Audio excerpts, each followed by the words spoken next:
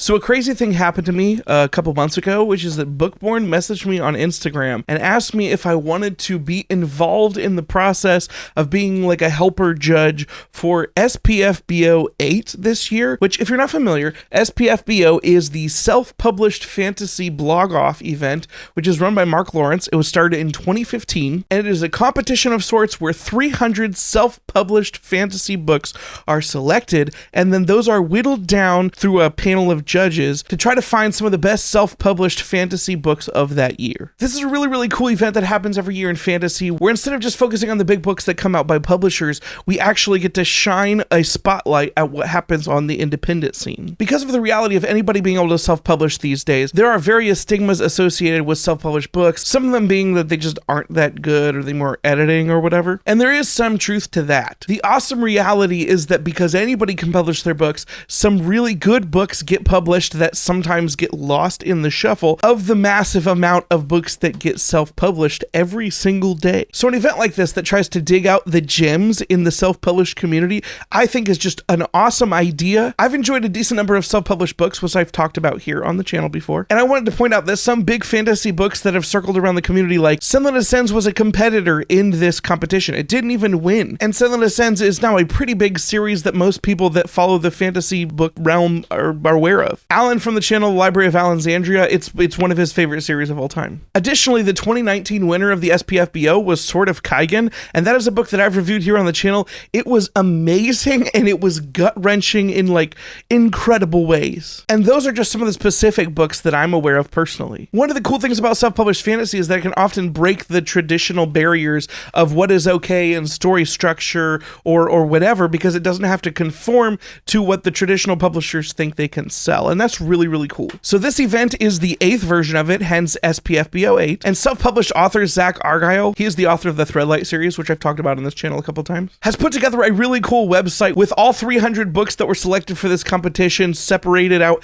into the judges that are going to be judging them. It shows all of the covers for them. There's a link to that website down below if you want to check it out. Anyway, there are 10 judges selected for this competition. And as the math dictates, there are 30 books for each of these judges to go through to get to the finalists. The final round of this competition has each of the 10 judges reading the 6 finalist books, and then the winner is the one that gets the highest review score aggregated between all of the judges. I'm not a real judge for this competition, but I'm just explaining what's going on. Anyway, each judge is assigned 30 books, which is a lot of books to read in a relatively short amount of time. And as the title of the competition indicates, this was traditionally a blog-off, meaning that the judges were traditionally blogs, which sometimes have multiple writers. So it's not like each of the judges is just a single reviewer who is expected to read 30 books in this amount of time, because oftentimes blogs will have multiple people working for them. Well, Bookborn is an individual running a YouTube channel. So to help her narrow down the selection process, she's recruited 5 people to help her along with her endeavor of narrowing the list of 30 books down to a more reasonable number for a single person to check out. And this is where I got that message. This is where that comes from. For me, this is a really, really cool competition, and to be able to be part of it in any way is super cool, and I am super blessed to be able to participate in any way, much less in such an awesome and cool way. The fact that I was chosen to be part of this team, it's an incredible honor. Thank you so much, Bookborn. I think this is going to be a ton of fun, and I really hope that we find some killer self-published books to help highlight. I'm really excited to be working with this crew that she has selected. I'm going to go ahead and shout out the other people that are going to be involved in this process. That's Leslie at The Nerdy Narrative, Dominish Books, Joanna Sousa, and Pete from Ponderings of Pete. Many of these people were my book friends leading into this competition, and I've super enjoyed all of the interactions I've had with the people I wasn't friends with already. So anyway, this list of 30 books was going to be split between all of us to read through in this first month. We're given pictures of the book and synopses for each of these books, where we were able to highlight the ones that looked most interesting to us, and then a lot of us just said, hey, I don't care, assign us books with whatever randomly happens. Everybody picked a couple of books that they thought looked really cool, and then the rest were assigned to us randomly. As I indicated earlier, I have been assigned 6 books to help with for this part of the competition, which I plan to read and review for the channel here so everybody can follow along. If you want to be part of this process with me, please subscribe to the channel, and if you hit the bell, you'll get notified when I post new videos. Over the next couple months, I'll be talking about these SPFBO 8 books, as well as just all of the other stuff that I happen to be reading. And hey, if you want to smash the like button while you're here too, that'd be cool.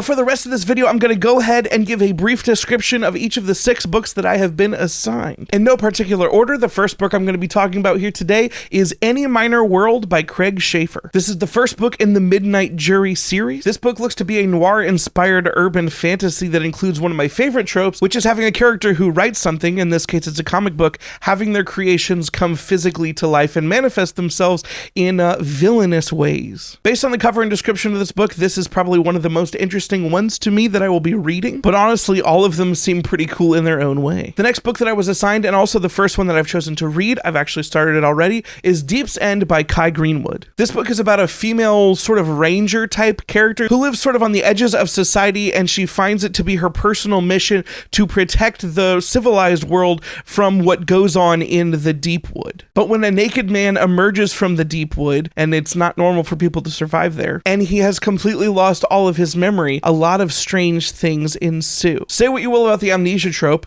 I personally love it. This one is already proving to be pretty interesting. My next assignment is Hazelhearth Hires Heroes by D.H. Willison. And from what I can tell of the description, this book looks to be a portal fantasy of sorts that might be slightly comedic. It has to do with characters who are inventing a board game going on a magical adventure, but there's a lot of Dungeons and Dragons style races and conflicts happening. I enjoy humorous reads. I enjoy portal fantasies. I enjoy tabletop role-playing games as well as just regular tabletop games. This one seemed like a really cool one to me. The Valkyrie of Vanaheim by Phil Parker stars a human-fae hybrid in a post-war conflict between the humans and the fae as things start to stir up again, and she is placed in the precarious predicament of having a foot in both worlds. As indicated by the title and the names of the characters such as Frida, it appears that it also has strong Norse elements, which I think is pretty dope. Next up is The Stones of VALTARA by Christopher Clargo. This is the first book in the For the Love of the Gods